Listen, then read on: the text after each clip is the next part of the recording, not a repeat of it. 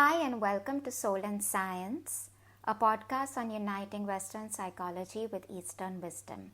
My name is Jnana, and I am a psychotherapist residing in India and in conversation with Ardas Ji, who is an international trainer in yogic wisdom, and he is from Portugal. We invite you to embark on a profound exploration of the human journey with us. We integrate scientific insights into the mind with Eastern wisdom on life's polarities, paradoxes, and boundless nature to uncover a deeper understanding of our existence. Season 1, we begin with the exploration of relationships and the part that leads back to the self. Why relationships? We are constantly engaging in relationships with everything around us, from people to our environment. While we usually focus on relationships between two people, the most profound relationship we have is with ourselves. How many of us are truly aware of this relationship we have? Do we nurture it, trust, love, and respect it? Or are we living in fear and rejection of self, waiting to be validated externally? So join us as we go deep dive into the relationship with our mind, our body, and our spirit. So thank you so much for joining us, Ardas Ji. And we would like you to introduce yourself, and thank you for being with us here. Well, hello everyone. So I am Ardas Singh. I am Spanish. I live in Portugal, and I am a yogi. This is going to be interesting because we were thinking about the polarity between the East and the West, and I am a Western guy, but I will be mostly representing Eastern yoga, so yogic wisdom.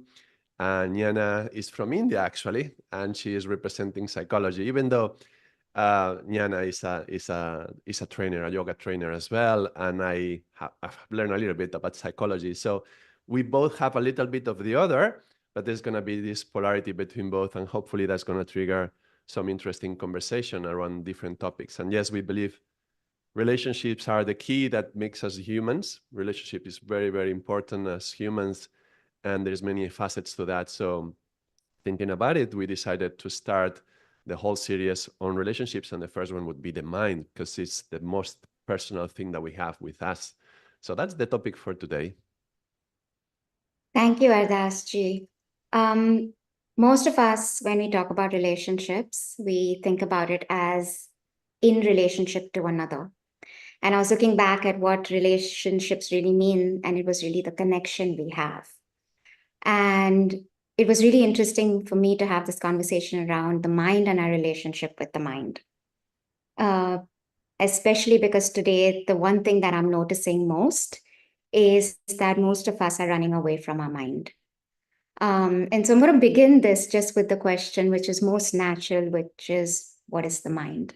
And how does possibly ancient wisdom look at it? Because psychology looks at the mind as this entity that feels things and has emotions, and it has perceptions, the way we see things.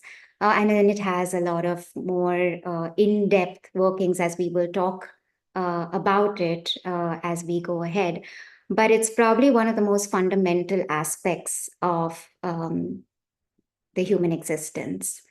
What do you see and understand with the mind when you look at it from that lens of ancient wisdom? Well, I try to look at it from both perspectives and compare it, and you will give me a more insights into the psychological aspect of it.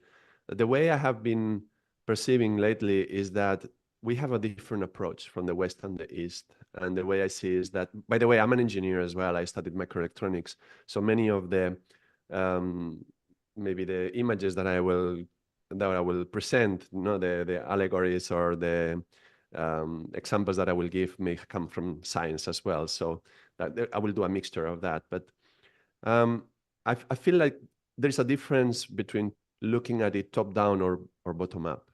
And I mean that if you look at it from the West, I feel that psychology is focused in a way that we have a brain, and that brain is like a very advanced machine, and it can produce thoughts.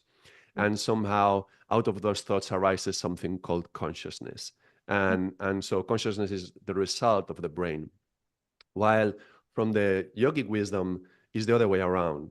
We have a consciousness linked to our spirit, and that consciousness comes down into this being, this human being, the body, which has the capacity to sustain these thoughts that are going to be guiding this consciousness in some way. So it's a very different looking at it from the top down. So if I have to look at the mind, and I have to always feel that there is a difference between mind and consciousness. So I would always have to be looking at this difference between the two, even though sometimes we may say the subconscious mind or the conscious mind or the unconscious mind. But then what does that mean? No, and I think when you look at the yoga, there's not this differentiation in this way, because we use different terms. In yoga, you would say that mind is many things, and there is different elements for those concepts, like the part of me that thinks that this is me. That would be my ahankar. That is what we would say kind of like the ego in the West. So that's one part of me, but there's another part is memories, another part in charge of the senses, and so on. So it's difficult to find how to correlate what the terms are in yoga with the terms from Western psychology. But do you agree with this concept of top down and bottom up? In a sense, we do front to back, back to front, probably in psychology, where we're looking at, like you said, the brain, right? And that we have the old part of the brain, which is pretty much the brain stem. So if we look at it, it talks about the four kinds of mind, where we have the reptilian brain, which is the most ancient part of us, which is about survival and safety. And then we have the midbrain, which is about emotions, or the limbic brain, where we have also the hippocampus and the amygdala. And then these are required to process memory and emotions and keep a set of images that create for us an understanding of what is dangerous. And that's how our whole sort of narrative sort of comes out from. And then we have the front of the brain, which is unique to man and human, which is your prefrontal cortex or your rational mind. And then there's That's something. interesting. Just that, if you let me interrupt 1 second, Yeah. because it sounds very much like you are describing the chakras. Mm, Like when you're talking about the most primitive and ancient and in charge of the survival with the brainstem, and that sounds like the first three chakras. In yoga, we say that we can operate from the different level of each chakra depending. And the first chakras are in charge of that: survival, basic survival, the first chakra. Second one is reproduction. Third one is feeding. Is located in the navel. So it's about nurturing yourself. So that's also part of survival. And then as you go into the fourth, then you come into the reign of emotions, and that would go beyond the amygdala, more into the emotional systems of the brain, I guess. And I can imagine you are carrying on, and then it would probably go higher into the chakras. So right. And I think that's where we then move to the front instead of the top, possibly. And what I've been reading about is, of course, like you said, that there's a brain, there's a mind, and then within that, um, is a consciousness. Whereas, like you said, it sounds like it's different in ancient wisdom yogic philosophy. And it's interesting because then this rational mind is trying to make sense of all these decisions and all of these things that we are doing on a day-to-day basis that make us uniquely human, and which is very different from animals and their existence of free movement and things like that, not without the structure of the way that we human beings kind of tend to think. How does that well, the very word for human, it contains man, which comes from the Sanskrit manas, which is mind. So human is an animal with a mind. So we can agree in that level. absolutely. Yeah, and then what is this man and mind that in psychology we try to, kind of go back to Freud, who said we have this id, this ego, and we have this super ego. And you mentioned about ahankar kind of being like the ego, and that constitutes the egoic mind, and then there is the subconscious and the unconscious. So And what are the three? Can you explain a little bit these three aspects? yes, I will. So the id is basically, according to Freud, as he put it down, is where our desires sort of rest, and everything that we don't want to really see kind of goes and rests there. The ego is more. Would that correspond to subconscious then? No, it's the subconscious is sort of a different experience. So this is pre-conscious, subconscious, and unconscious, right? So The ego and the superego are connected to this preconscious, conscious, this and subconscious. conscious, yeah, Okay. subconscious, and then unconscious. And that's how he talked about it. That's one, the psychoanalytical approach to that. And since he was the father of sort of psychology and the beginning of all of these conversations around the ego, and then this ego has become this word that everybody uses and we use without fully understanding that this ego is where the I exists. And the fact that I am doing something, the ego is considered the it or the desire. And then there is a super ego, which is this moral police in our mind. Many even look at it as the inner critic, right? That keeps telling us how to be moralistically correct, how to go by society's norms. They're the voices of other people. And that sort of allows man to exist in a certain sort of a structure and a system that allows him to be a part of a larger whole narrative, fitting in, having rules and regulations and all of those sort of things. And then there is a conscious, subconscious, which all of this holds, which is parts of ourselves that we're not fully aware of. And then is the unconscious that holds these beliefs about ourselves, past experiences that actually impact a lot of the way we behave, the way we think, and our perception of reality, so much of which is not known to us. And we keep living in that cycle of subconscious, unconscious beliefs coming up to the surface. They generate thoughts, and that's where we live from. And then thoughts are born. We listen to these thoughts, and these thoughts make us behave in certain ways. And that's really the existence that we're living with when we're looking at it just from a psychological perspective. And in this journey of becoming also a trainer, I realized, oh my God, there's so much more to us than just this definition and structure of mind, ego, id, ego, superego, unconscious, subconscious, and that there is something larger as a consciousness. And so I was wanting you to just shed light on how you or the yogic sciences really explain that to us in more unlimited sort of perspective. Yes. So yogic science has been evolving, and a lot of it has been now re-understood and reframed with the new understandings of psychology. So I think part of what I'm going to say, it may not be necessarily the classical view, but that's the way we now understand it, having this approach from psychology. Even though at the same time psychology is something very, very new, right? It's 150 years or something, and yoga is like thousands of years. So there's going to be a difference there as well. But the way I hear it right now is that consciousness and mind, they are interlinked, they're intertwined, they are mixed together like this. It's kind of like, how can I find a good analogy? Like a sponge and water. And the sponge is filled with water. So the water is the consciousness and the sponge is the mind, let's say. So the mind is trapping all the consciousness within it, and the consciousness is going deeper into the mind, and it finds different layers of that.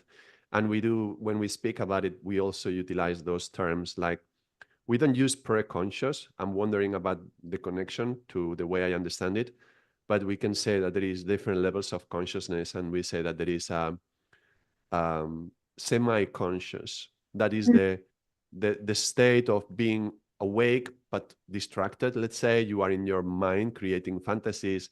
You're driving the car, but you are writing an email in your head. You are not fully conscious. You are not fully aware because you are in somewhere else, but you are not asleep because you're driving a car. So we call that semi-conscious, or kind of a hypnotic state. Mm-hmm. And then below that, we have the subconscious, which I think that correlates exactly to what you are saying. There is impressions from the day to day, and then they stay there. And then every now and then they surface to the semi-conscious and thoughts come up. And we operate from those things that are stored in the subconscious. Then deeper than the subconscious, there's the unconscious, which is the deepest level of the mind that we are not aware of. And there could be things there that are trapped. Maybe, for example, some deep psychological trauma could get stuck. It's not even subconscious. It goes deep, deep to the unconscious level. And that generally doesn't affect us, but every now and then something will come out of that. Like if we have an abyss, like in the deep part of the sea, when you look at the bottom of the sea and there is a deep abyss, like going very deep, and there's these monsters with a light trying to attract the prey. So we would say that kind of monsters are that live in the deepest of the unconscious, but not only monsters. There's also jewels there, like some sunk ship that contain a treasure, right? All these gold coins are there. So there's something very precious in the unconscious. So those are the three lower levels, yeah, from the semi-conscious down. And then from the semi-conscious up, there is consciousness. So when you are driving but not thinking about something else, and you're fully awake, and I'm aware, and I'm seeing what everything is around me, that's pure consciousness. And that's the one that we want to cultivate in yoga. That whatever you are doing, be conscious of what you are doing.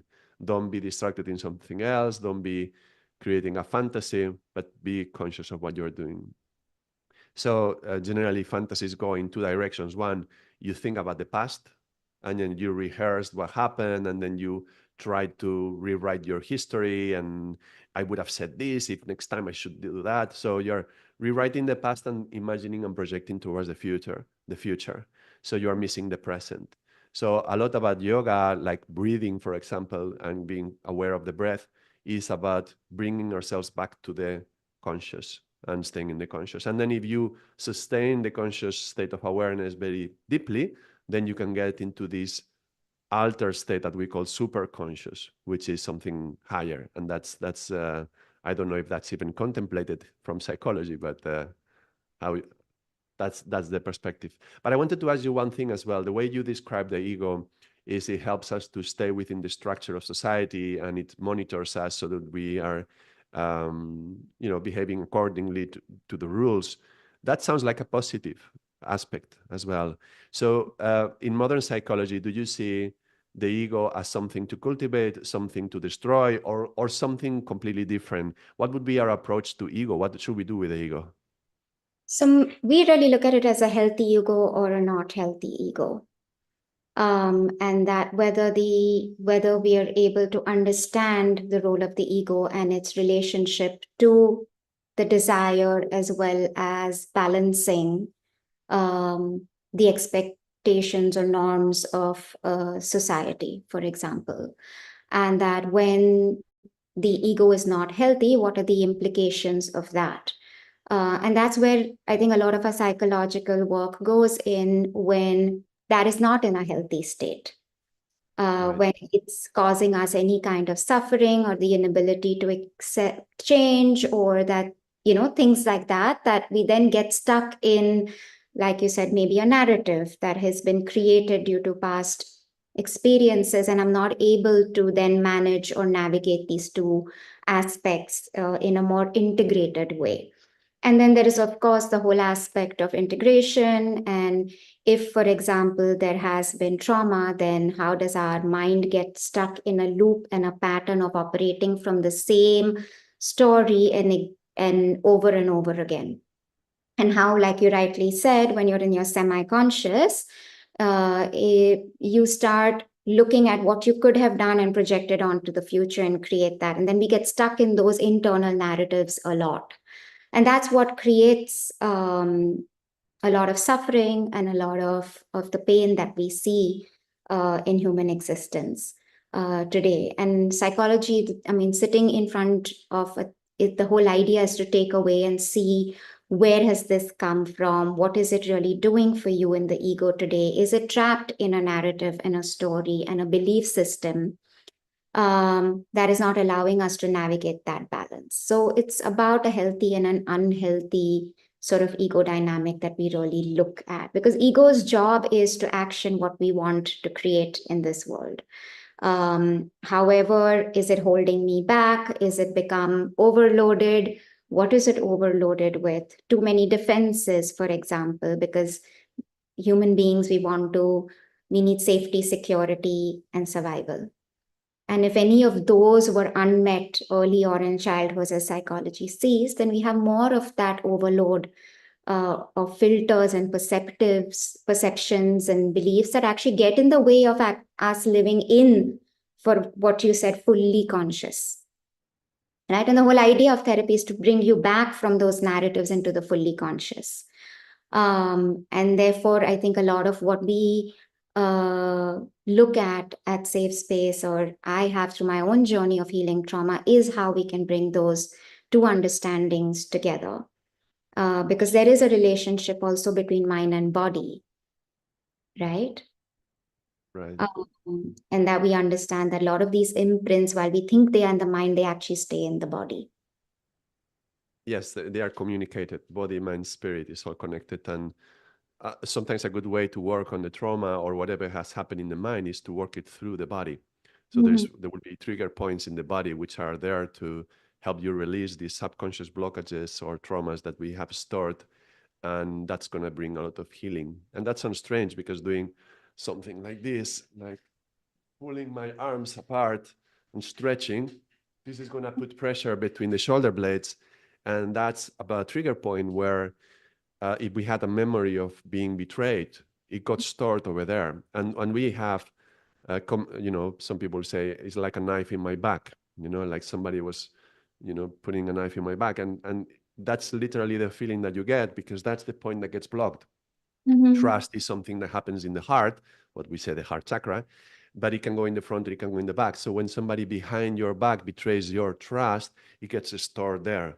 So if somebody was betrayed, let's say your partner went with somebody else, and then you find out, and then that gets a trauma that anytime you want to approach another potential partner, you have this memory of fear that you're going to be betrayed. Then this kind of exercise, it's just a one little example, yeah, but this kind of exercise from yoga, they are not telling us, but this is what it's doing, is helping to put pressure on these points and is releasing that trauma. So yeah, body, mind, and spirit would be connected in that way. Let me go back to the ego. You said a few things very interesting, and I would like to kind of reflect upon them a little bit, because we are like animals. We talked about this, and we have been designed for hundreds of thousands of years. Our brain has been designed as an animal, and we have been humans very little compared to how long have we been animals. And even from the time that we have been humans, and I'm talking about the brain, we were designed to survive, like you are saying, right? But now we don't live in situations where we need to survive most of the time. Few people actually live in a war, and then you have to actually apply your skills to just basically keep yourself alive. And anytime we are not in a survival situation, those mechanisms are still there. And the problem is when they trigger in an inappropriate way. So in order to survive, we would group in tribes, because to survive alone in the wild would be almost impossible. So those genes of those who would group into tribes would be useful. Now, tribe is a group of people who are similar, and they share some beliefs and they share some goals. Like, let's all, grow this rice and save the seeds for next year. And that means that we have to be similar enough. So we are trained from when we are young to think in a particular way so that we fit the model of this group of people. And that's healthy, yeah, and that would be a healthy side of the ego, that we can operate within the rules of my tribe. But tribes were designed to be around 30 to 50 people. And now what we see in the recent decades, but especially in the recent years, with the explosion of online world and online living, our tribe has become millions of people, because we are connected through these online communities, and social media and you write something and millions of people can watch it and they can reply to you and they can send comments to you. So when it's only 30 to 50 people, it's relatively easy to say something that is everybody's going to agree with you. But now you have a lot of dissenting opinions, and we have a number of mechanisms in us that is going to make us feel inappropriate if people are going to say, that's not good, what you are saying. So on one side, having exposed ourselves to a wider world is making us more insecure. And social media is going to be triggering your insecurity. Then you start changing who you are to try to get the more positive likes as you can. So you are going farther and farther away from your truth. We will talk more about truth and our true essence, but that's the objective of yoga, to find who we are, self-knowledge, no? Self-realization. So the more we are trying to cater for the others, we are going farther away. Now, that's on the survival aspect, and that's how the ego can be a problem for us from a yogic perspective. But then there's also the other side. There's one is survive, the other is thrive. We don't live in, most of the time, we don't live in moments when we have to, battle lions. We how can we thrive? And to thrive, we can, to me, it's kind of the opposite of staying in your comfort zone. If you want to grow and become bigger and better in what you do, you have to expand yourself and expand yourself out of where you are comfortable. Yoga is a lot about expanding yourself, even from the physical, but also with the mind. Now, when we expand ourselves out of the comfort zone, that means meeting people who are different from us. So actually, what I just said that was negative, being exposed to a wider world, suddenly becomes a good thing, because as we are exposed to more people who think differently from us, I have the opportunity to grow into that. If I don't see them like the enemy and I try to prove that my point is right, which is there's a lot of YouTube videos on that, no? I'm demonstrating everyone that I am right about what I'm saying. But can I meet that different culture? Can I meet that different essence? Because that's also a human being. Even if the culture is different, the essence is also the same. So by meeting somebody with a very different culture, and I can still find something in common, the thing that is in common in most, in all these different cultures will be the most common essence within all of us. So we have a yin and a yang, a positive and a negative, no? What we say in yoga, a karma and a dharma of having expanded our communities so big. Yes, absolutely. And I think it's interesting what you point out about the ego and about being in a tribe versus meeting different, and looking at it at what might get in the way of surviving and thriving. And that's a lot of the work that we do with trauma, which is to say that what happens when there is trauma, that everything then becomes fearful, everyone then becomes an enemy. And then how am I able to really look at releasing all of those beliefs and fears that I have developed within the psyche to able to receive another in the same essence. And that, Exactly, because you were saying before about getting trapped in a particular kind of thought, like yes, this recurring thought. And because we don't have lions very often, we are not facing lions, but when the thought is this coming out of this trauma, it can make me believe that I am in front of a lion. So I am constantly in this amygdala triggered, and then I am in this fear situation. And so I'm not thriving, I'm just surviving, no? And that's why it can be so hard. yeah. And that's where I'm going to bring in just a little bit of my own journey as well to express this, is that I was in survival mode for most part of my experience, having undergone different forms of trauma. And trauma I'm just going to share here is not just a single event, like example, an earthquake, or um, a single event. It could be exposure to a long term situation that impacts the ability of a person to receive safety or feel, for example, that they have no escape. This could be something like living with abuse, domestic violence, addiction in the family, mental illness, uh, uh, long term, any form of neglect, emotional neglect or physical neglect, and abuse, sexual, emotional, or physical abuse. And being exposed to a dangerous, unsafe environment for an extended period of time further affects just our mind's ability to cope with, we get almost stuck in survival mode in some experience, and that we get wired to see the other as unsafe in some ways, and it just gets into the body as unsafety. And it was difficult to move from survival to, to coping, to regulation, to thriving. And What apart would from you say? What would you say was the key aspect that helped you to initiate the transformation from one to the other? so definitely the journey and recognizing that something is terribly wrong in why I felt so fearful all the time. And I couldn't understand that there was anxiety around everything that needed to be done. Everything seemed overwhelming. Everything seemed out of my control. There was a lot of negative chatter, and I just couldn't get out of bed and face the world and face what show up. And that's when, of course, the journey from initially medication, beginning with then therapy, and then from there, it took me into this world of the work of Dr. Gabor Mate, compassionate inquiry, understanding trauma, what was happening to me, both in the body and the mind.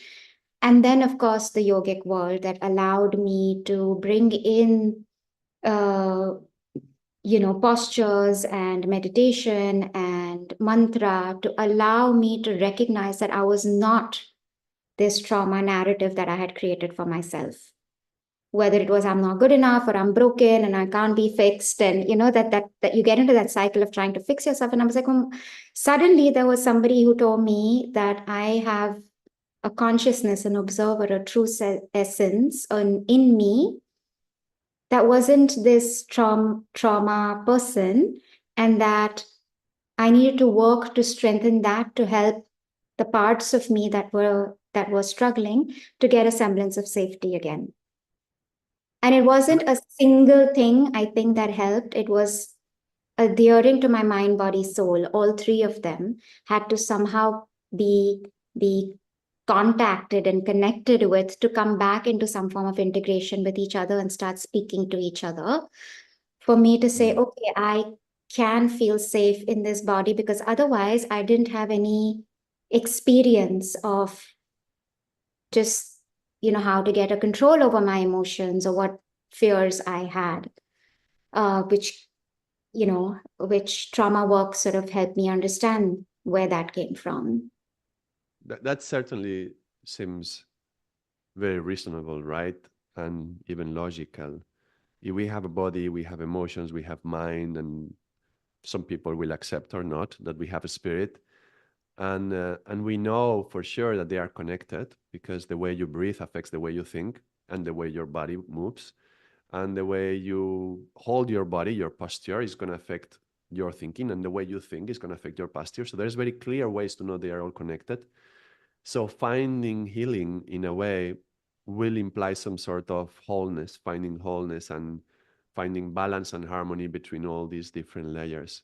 So only going into the mind and just approaching it from one angle. Okay, let's deal with the mind, focusing completely only on the mind, ignoring what's happening with the body, ignoring diet, ignoring emotions, ignoring, well, emotions sometimes they're included, like the psycho-emotional self, but also ignoring the spirit from the yogic perspective.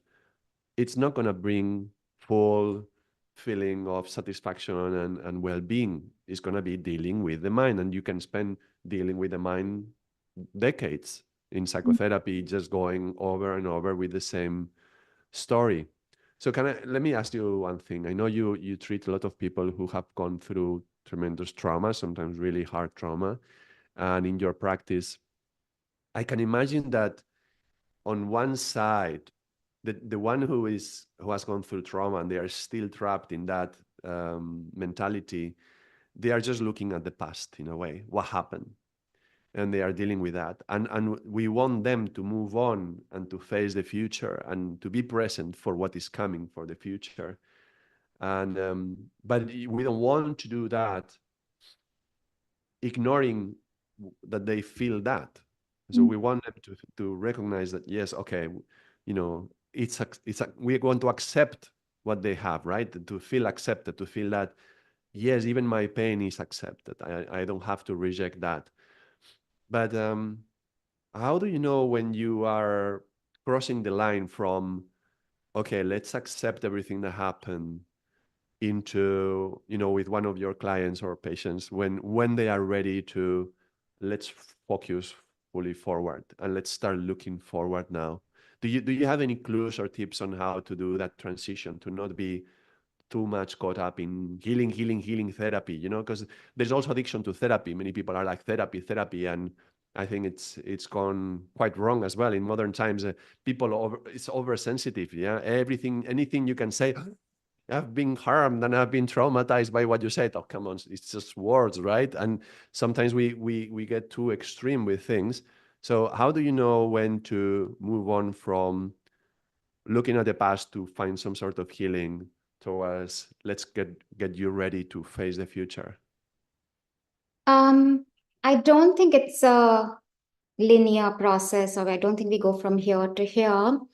A lot of the journey of trauma healing is largely to do with not just the event, but what you made it mean about yourself. And that when you go into that experience, you have a new perspective of what actually happened from where you are today in your consciousness and understanding. And that you look at not only processing the hurt and the pain, which is necessary, because that's how human beings are created. Something that is ingested needs to be also excreted and put out, and that's the same with energy, right? All these energies, which are emotions, energy in motion, get stuck then in the body, and that requires its own expression. And when there is an expression of that, and there is space for that expression, automatically there is a sort of an alchemy of, what did I make that mean about me? And that is a narrative. And then you look at that narrative and you see it different. When the narrative is already changed, does that really mean that I am not good enough or that it's my fault? And it's layers, and it doesn't happen in a single session, which is why sometimes it takes as many, because it's peeling away the layers of these stories and narratives that we have built over time. There is a new, in that moment itself, there is a transition that has occurred. So it's not that you get here and then you go there. And it's happening in the same moment, But the really. key is the change of narrative. Yes, the key is a change of perspective of what happened, and therefore what I made that mean about me, and therefore a difference in the way I'm seeing myself, that I'm not these things that I believed that I was. And the way that we do is also today, the world of psychology talks about the true self. It talks about the essence and the observer, and involving the observer in the process of introducing compassion into the conversation, of what I might see it as today, which would be different from when I had experienced it. And we make these narratives from what we understand is to make sense of what happened. Yeah, And but which sense do you make out of it? That's the sorry. key. That the key is, which sense do you make out of it? Right. And it Because also depends on when did it happen. If it was a child, the natural experience is I must have done something. yeah, And that's where it begins. And then the foundation of those beliefs and narratives later on are also a part of, the 7 stages of psychological development, and the ego control over the I, because if I do, then I can change it. And also gives you a sense of, I could have done something differently about it, until you grow up and you realize the difference between my behaviors and responses and reaction versus somebody else, which creates the process of psychological development of differentiation, individuation, and allows you to look at it in a different way. And so the big part is also what I might see and look back at the same thing at 21 in my psychological development may be very different when I see it at 30, because I've also grown in my psychological development in that time.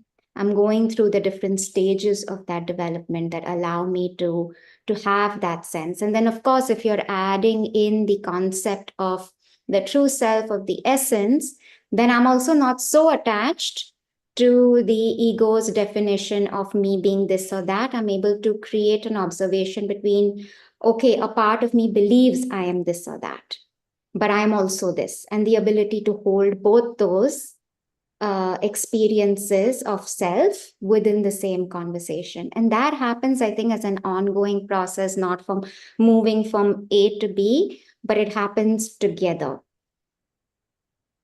And which Right. is yoga really helped me strengthen that. So I was just wondering if you could share how the essence and the true self looks like in ancient wisdom, and how that is strengthened through that journey.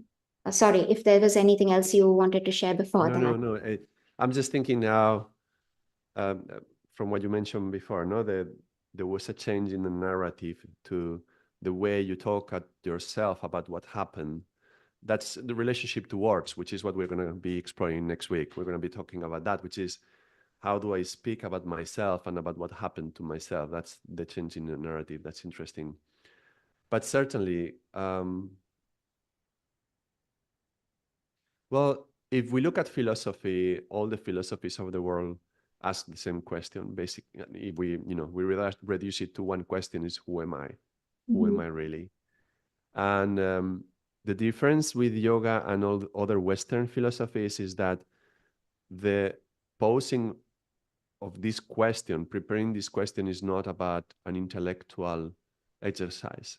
In yoga, this who am I is an experience. It's an exploring the experience of my identity.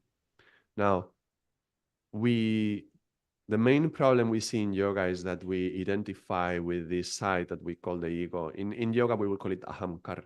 Yeah, ahankar. And ahankar means kar is creating or doing, and aham means I am. So the part of us that makes me think that I am. So we will say that that's a false sense of ego, a false sense of self. Sorry, false sense of self.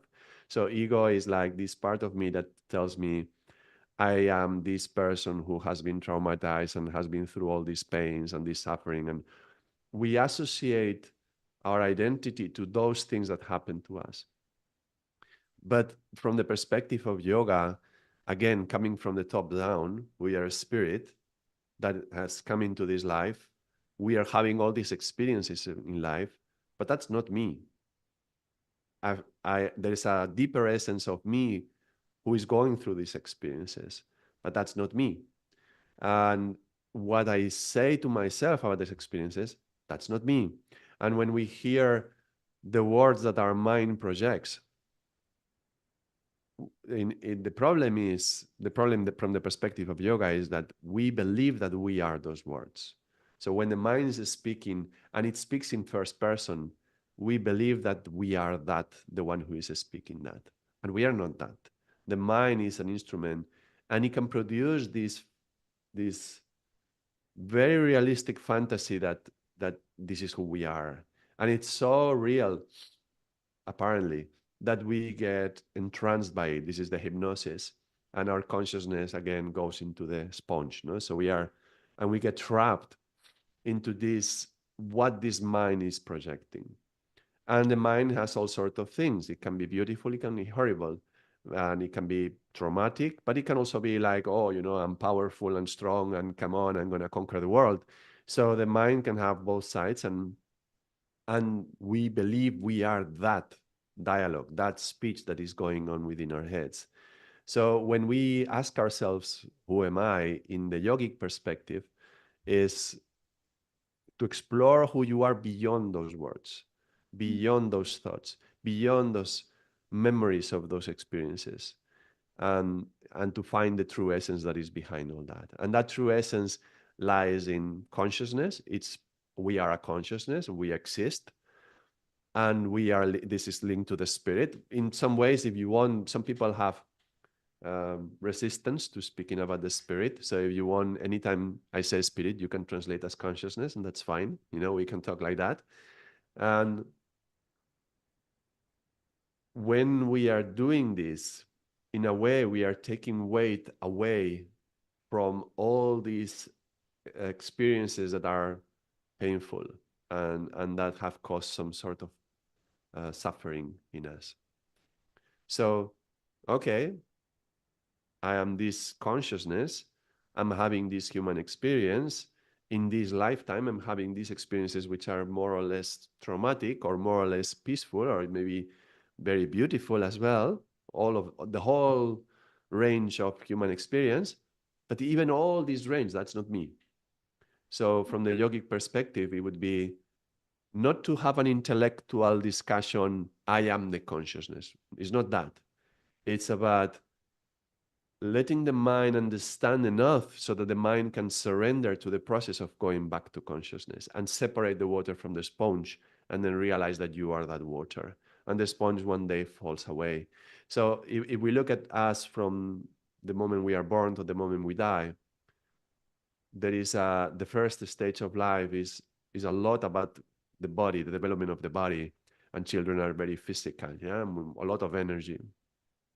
And then there is a moment when the body starts to slow down and fall down, and we can see that in football players or other sports people whose performance starts to they peak and they go down. And when the performance of the body starts to go down, the performance of the mind is still climbing. The capacity of the mind to you understand things much better, the brain is more cohesive, the thought, I think until 25, maybe you will correct me, you are the psychologist, but the brain is not fully integrated, right, until something like 25. So the mind carries on, but the mind has also a peak and then starts to go down, and then we start losing memory, we don't remember people's names, we start, and the perception of the senses, we lose part of the sense of smell or the hearing or the eyesight. So, well, some of this is the body, some of them is the mind, yeah, but these both are happening at the same time. So the body is going down, the mind climbs up, then the mind comes down, and that's when the spirit climbs up. So in if we can um, cover the lacks of our body with the mind, that's great. But as we feel that the mind has also lacks, has some lacks, some deficiencies, yeah, the shortcomings of the mind are appearing, then is when we can latch on more strongly to the spirit. And that's the spirit that can take us forth. So it's not about an intellectual exploration of who am I, but is allowing myself to separate from this sponge that is dying and stay in this ocean of consciousness, no, this water, and realize that that's something deeper, that essence of that we exist, and to have moments. That's why we meditate. To have moments when all the thoughts calm down, and you are just there, and you are not those thoughts, and it's so clear, and it's an experience. It's not an intellectual understanding. So that's the objective. Thank you. I know you and I have been having this lovely conversation, but I think we have people who are watching, and if there are questions, we invite you to please share them so that we can take them on and into this conversation and interaction to be part of the co-creation of this podcast. So if there are questions, please do share them. We are happy to sort of take them on board as we go. But Ardashji, the mind, and there's this consciousness, and you said there is a separation from the I am, this ahankar. How else does, I know that in our learning there was the buddhi mind and different kinds of mind that get we talked about. Can you share a little bit about that? Yes. So without trying to get, I will try not to get too technical or too complex. Um, there is a lot of garbage accumulated in the what we would say the subconscious, that maybe doesn't coincide with your term for the subconscious, but let's call it like that. There's a lot of garbage accumulated in that aspect of the mind, and that's linked to our memory, and that's linked to the things that are going to be influencing my behavior, and particularly how I react to things that happen, and also how I perceive things, because my perception is also disturbed by my past experiences. So all those things, yeah, all those things from yoga, we need to clean it up. We need to work and go and clean it up. And that's the brain has a very, very poor way to do that, which is dreaming. That's the only way that the brain really can by itself go and clean itself up. when we are at night and we go to dreams, in the dreams we project some of these fantasies of whatever happened, trying to find some peace with it and clean it up, but generally it's not very efficient. And that's where if you have been, if we have been, and we have all been accumulating garbage, right, throughout the years, then that's where meditation comes in. So that's one aspect of the mind, that part of the mind that is accumulating all that. Meditation, we need meditation for that. And if there is some trauma, we do recommend you have to go to a psychologist, right? Because we say body, emotions, mind, spirit is all connected. But if you have a problem with the body, go to an osteopath, right? Or go, you have something in the mind, go to a psychologist, because that's the professional who is going to help you, and is going to be helping you, but while you keep that practice of yoga, no? So, okay, meditation is to clean that aspect of the mind. The other aspect of the mind is the ego, that ahankar that thinks that it's doing things. Ahankar, I translated it in one way. Another way of translating is ahankar, I am doing, so I am the doer. So thinking that all the merit and all the credit for what I do in my life is for me because I am great and I'm doing it, right? That's the ego who feels superior. But then, if you take credit, you also take blame. So that's the one, oh, I'm guilty, I'm not good enough, I'm doing everything wrong. So that's the ego that is pushing you down. Both sides of the ego are linked to what we like and what we dislike, and this internal criticism and judgment. So the other side of yoga is about mental yoga, mind, gyan yoga, and it's about observing what's happening within the mind. So part of the meditation is about sitting with the eyes closed. Yes, okay, that's part of meditation. But part of meditation is to be during the day in that state in which you are awake. And when a thought tries to bring you, we said, to the past to recreate the past experience, or to the future to try to imagine what's going to come and project a fantasy, to observe the thought and evaluate, is that something that is me or not? Is that part of my essence? And is that useful or not? And if it's not useful, I'm going to let it go. Now, in the end of the day, we don't want to eliminate the whole ego. We just want to eliminate the useless part of it, the self-criticism that puts you down, or the feeling so exalted you think you are greater than everybody else. So these are the things that we want to neutralize, because we will still feel, I am. I still feel that I am. So we want to keep that feeling of identity. And let's face it, we live in a society, we live in a family, we live in a community. So we want to be able to operate. We don't want somebody who is completely wild and they just do whatever they want, who doesn't care about what the others will think. That's not very healthy attitude, right? And it's not going to be very successful. You're not going to be very successful in life doing that.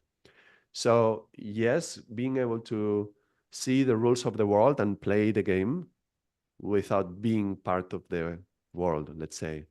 So I'm not part of the world, but without, let's say, being a slave to, what these rules imply. So part of this mind yoga, this Gyan yoga, would be to observe when these mind games arise and neutralize them there. And then the other part of the mind, that is the buddhi mind, that's the mind that discerns and discriminates and is connected to intuition as well. That is the part that we need to awaken, and that's linked to very much to consciousness. So the more we awaken that part of the mind, to that, the more we are separating this water from the sponge, let's say, the more we are in a conscious position to make conscious choices rather than reacting to the world from our past experiences. How Yeah, does this so correlate to you? How does it go? so I think similar in the sense that we are beginning to recognize that there is a discernment, intuitive power within us that observes what's happening instead of becoming what is happening. And then there is a choice of how I choose to respond. But that separation needs to occur. And that over the years, what I've been seeing myself is that psychology and yogic philosophy, meditation, mantras, breath, all allow the discernment, the buddhi mind in this case, or consciousness, as we are also using our true self or essence, to become stronger. or I don't know if we use the word awaken, but we say to become stronger, to become aware that there is a part of us in this intuition, which most of us kind of look away. And also the more the trauma experience, the less we trust that ourselves and our inner voice, and then we can't discern between the intuition and the mind. In the chatter in the mind, and somehow that intuition gets lost, and to sort of soften the voices of the mind to allow the intuition to speak louder. And that somehow bringing that together just strengthens that process so much more, because you're connecting back to this body and the consciousness that rests within. And that really helped me with yoga significantly in strengthening that aspect of the discernment, which otherwise we almost get enmeshed in the stories, in the emotions, in the inner chatter. We get attached to it and we start living from that, and almost afraid of our own mind, which is where we began, that we're running away from our own mind. And then our mind is no longer there to serve us, but we kind of become afraid of our own mind, which is Yeah, what. I think that's why a lot of us go into social media, right? To distract ourselves because we cannot hold the silence. Yeah, The challenge for many people is when you sit down and you close your eyes and you have 10 minutes to meditate, let's say, then you have nothing else but your mind. And yeah, then that could be really confronting to hear the mind as it's what is speaking. But at the same time, if you ignore it, it's gonna get worse, right? If this is like under the house, there is another level and there is a trap door, and you open it for a moment and there is like a lot of insects, and you close it. No, no, no, nothing will come up into the house. But then, that's growing if you let it be. So at some point you meditate, it's like you open and then there's no insects anymore. Now there's monsters there, right? So how long are we willing to let it go? That's gonna get even worse. So, but I can understand how difficult it can be just to close your eyes, just be in silence and let the whole garbage come out, play out. Now, the key is if you can remain neutral and not react. So if this garbage is coming out and you remain neutral, you're not having this whole emotional reaction to it, but you're observing it and letting it go because, okay, all right, well, that happened.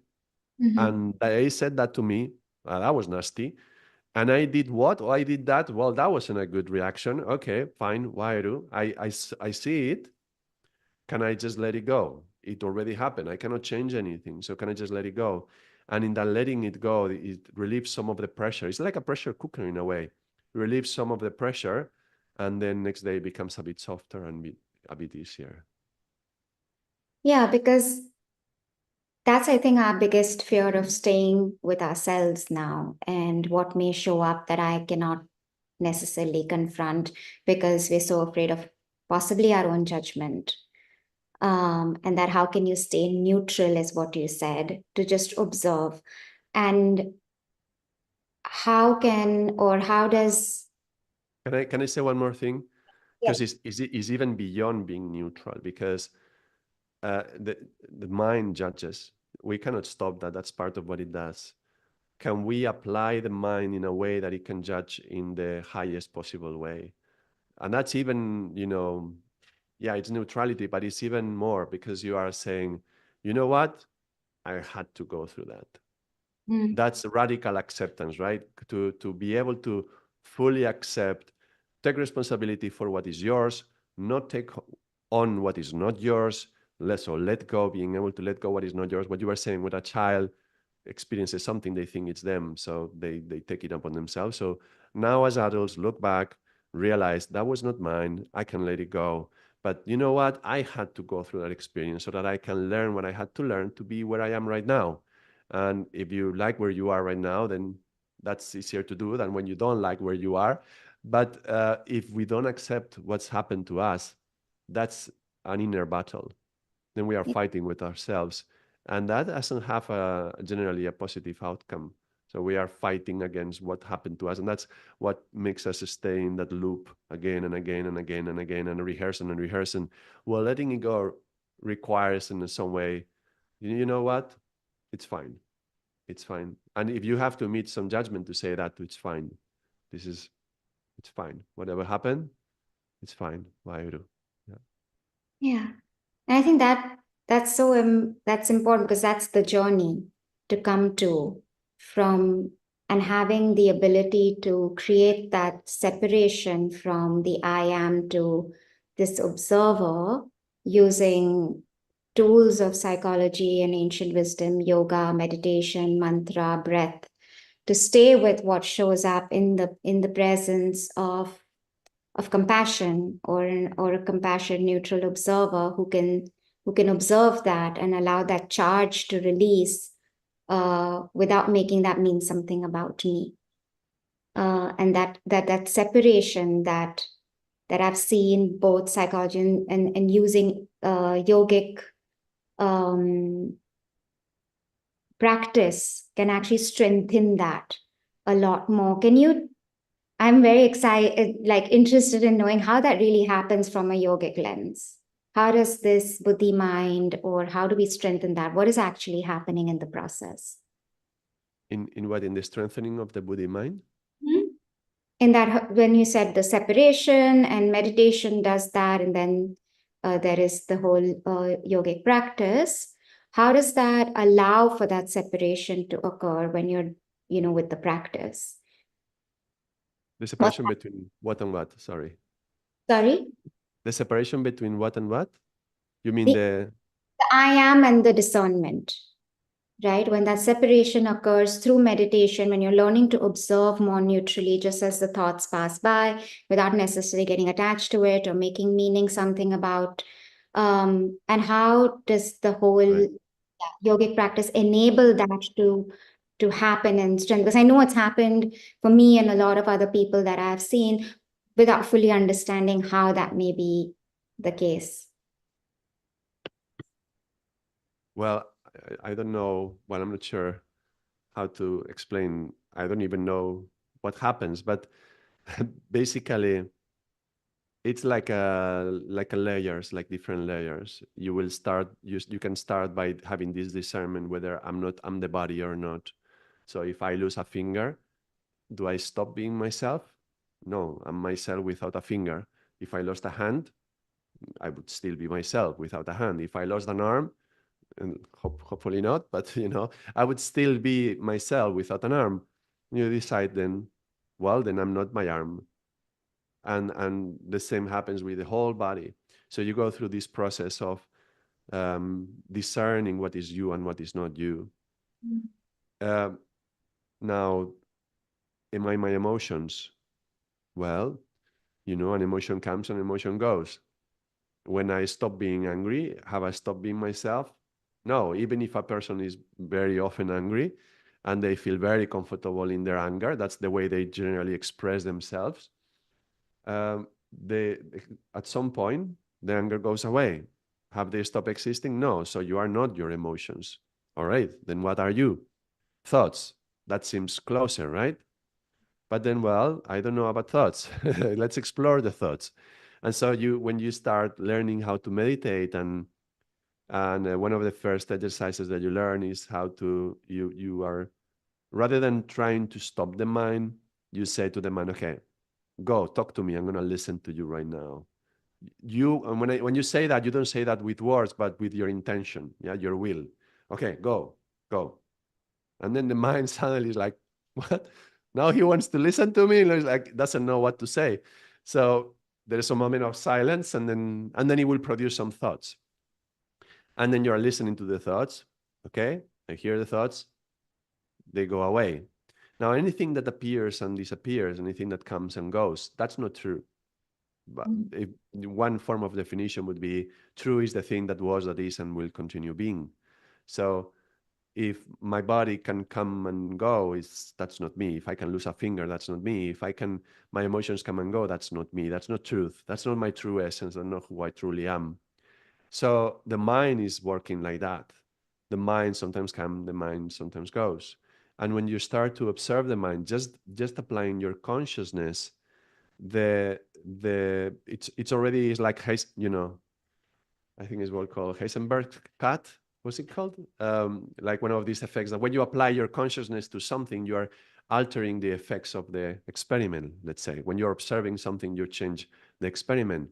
So the moment you're observing the mind, suddenly the content of the mind changes. And when you are actually asking the mind, go talk to me, I'm going to listen to you, then somehow the mind stops because the mind is trying to help you. The mind is a tool. And the moment that you pay attention to the mind is just kind of loses itself a little bit.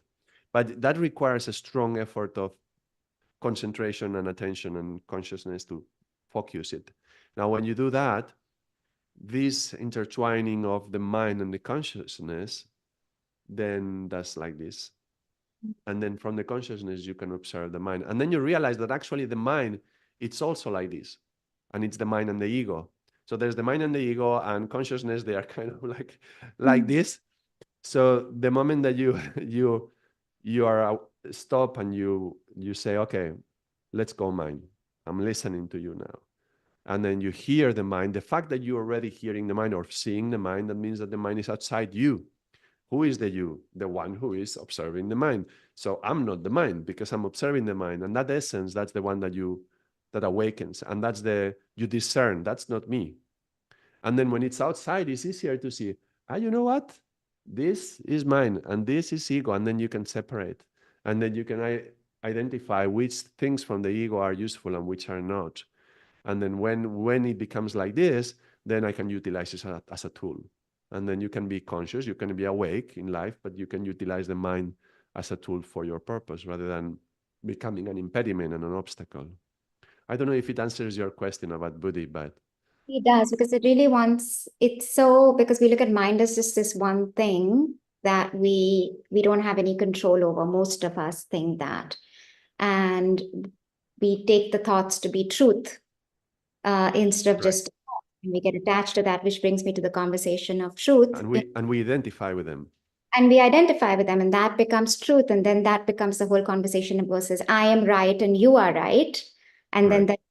the thing that you mentioned earlier, that you see that I need to be right, comes from the fact that I'm attached to the thought. And I think the thought is truth and reality, And the right? more we talk to different people from different cultures, we realize that what we say is not truth, that there is something deeper.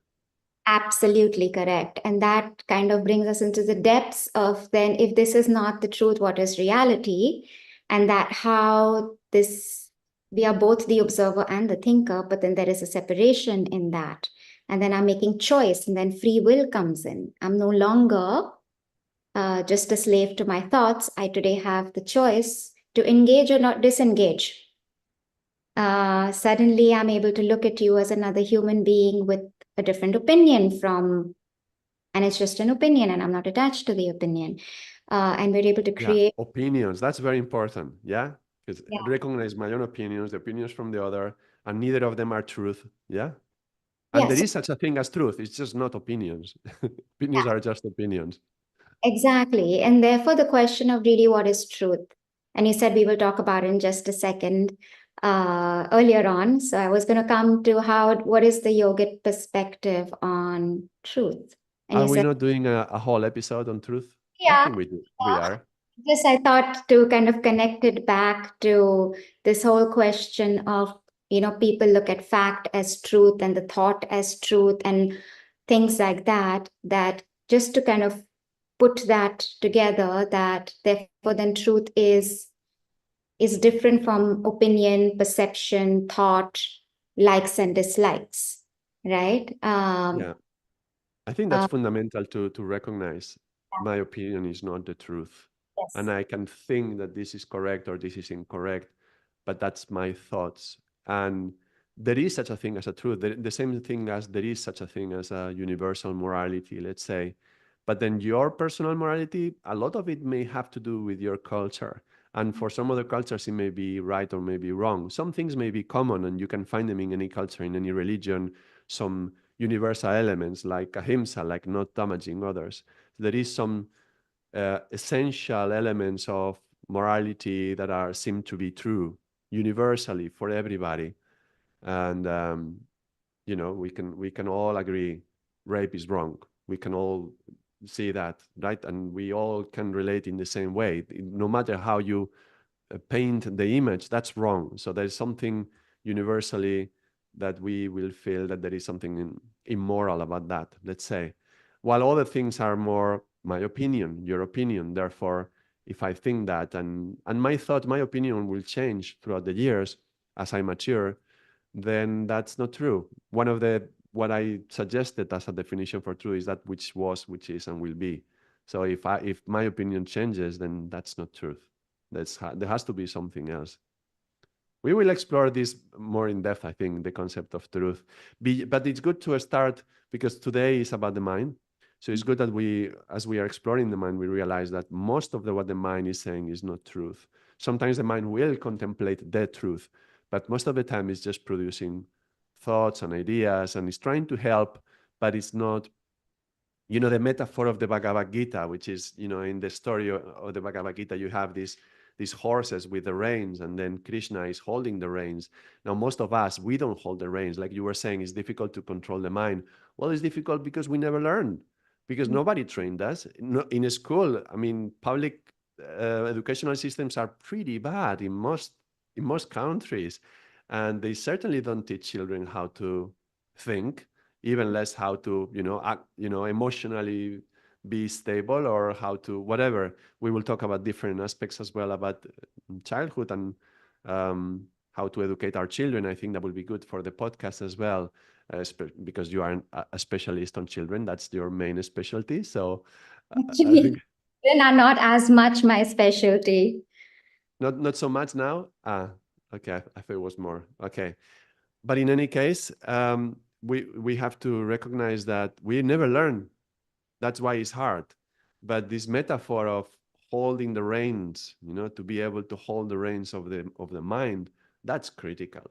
And that takes time, that takes effort, that takes discipline.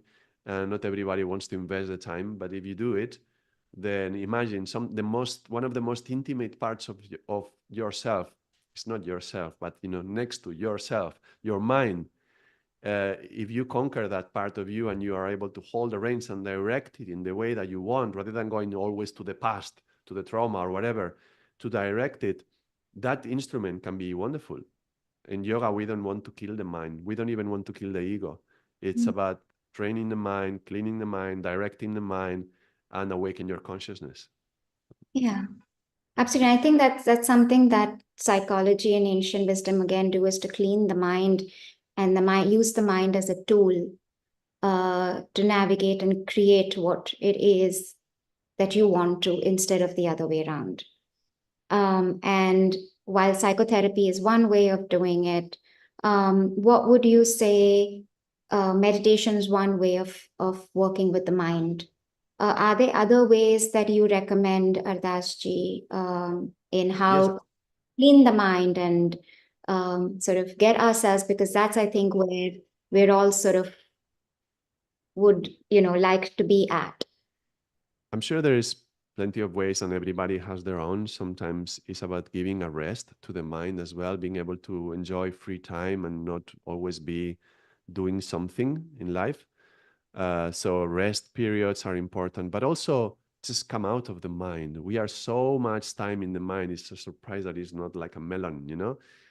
So do more things with the body, paying attention more to the body, to the breath, and then there's of course little tricks that everybody will have. Maybe for somebody will be walking in the forest, another one will be gardening, with the roses and floral arrangements, or painting or writing something. Everybody has their own form of meditation, let's say, and that's healthy to find out also what is our own natural form of meditation. But the approach would be, try to find the harmony between all the levels: body, emotions, mind, and spirit. And if you have an issue with one of the aspects, then you may need a professional on that aspect. Like, if there is a problem with the mind, go to a psychologist and deal with that in parallel to keeping your effort in finding the harmony with all the other aspects as well. I'm going to Yeah, an osteopath regularly, so it helps me with my alignment with the body, and that's going to help me with my mind as well. So it's all connected. yeah. And in that connection, brings me back to the whole point of being connected and therefore brings me present to the current moment. So I'm wholly there in consciousness and not living from where we began, the semi-conscious state where I'm, living in the past, but sitting in the present and trying to make sense of whatever is happening, but be wholly present, having switched off the past mind. And that's being wholly conscious. And that's when you're fully living and thriving. Would that be, Yes, yeah? definitely. Yeah, I think there is a lot of effort from the West as well to go into that. They call it mindfulness, right? There's a lot about that. I'm not sure about the term mindfulness. I mean, full of mind. That's what we want. I'm not sure.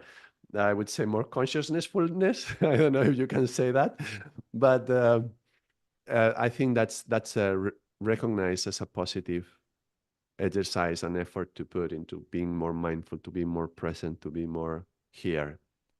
No matter what, if you are more present, you're also going to be able to see better the opportunities that present to you. Many people complain about their life, but sometimes we don't see the opportunities that arise that we could be better and do better, and that's because we are trapped in our with these things from our mind that is looking at the past, imagining the future, and then you don't see the present. So this concept of being aware in the present, that would be fundamental. Yeah. Yeah. And that really is interesting for me about how that will change the quality of the relationships with everything else that we have. Because we do struggle with relationships and other things of being fully present and right and wrong and who's right and who's wrong. And so many of those things begin to sort of slowly not exist even or become less in our awareness when we're able to create that separation and discernment and choice in response with the mind. To almost live from a more meditative state. That meditation is not always closing your eyes and going into Gyan Mudra and bringing your awareness to your breath. It could be done in so many different ways, like you rightly said. But in general, to have that really authentic and honest and intimate relationship with the mind. Right. Uh, Yeah. and yeah, and and that will change the way we communicate with the others. No, that what's coming next in the next week, it comes right out of that. No, you were talking about different relationships, that how we relate to other people, and that's our communication, that's our words. It's gonna come straight from what we were conversing today. So I think that's a good connection to what's coming next week. absolutely. I think with that, we are in a good place, Ardasji, to Yes. bring awareness to the beauty of this conversation and what all the knowledge and all the learnings that were shared between us. And just thanking everyone who's joined, and we look forward to seeing you next week. Thank you, Ardasji, for joining. We'll see you. We're here every Friday, 5:30 p.m. Indian Standard Time. Ardasji, what time is that for you in Portugal? In Portugal, we start at 1. Central European time is 1. So, but Yeah, thank you, Niana, very much for organizing these events and the podcast, and the team that is supporting you in creating this podcast, and everybody for watching. And if you watch and you enjoy this, you can be here present next week at the same time, and you can write in the chat and present questions to us so we can interact with you as well. Thank you very much, everyone. thank you very much.